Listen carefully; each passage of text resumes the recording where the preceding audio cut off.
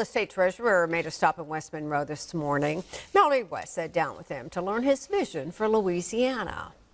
I know what being a Southerner is all about, and I think there's no better people than the people of the South.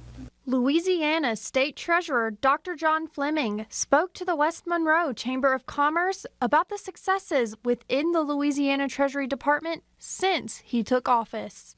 He is especially proud of the Louisiana Treasury's Unclaimed Property Program. In June, we actually did a data match with the Louisiana Department of Revenue to look at people that are owed money. Maybe refunds were sent to them but didn't arrive.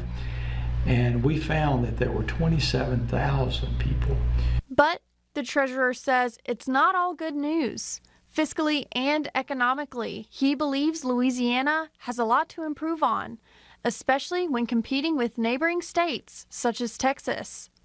.coms, high tech, there's all kind of opportunities for the future because they're leaving California, they're leaving New York, and they're coming to the South. But right now, they're skipping over Louisiana because they're saying Louisiana does not have its act together.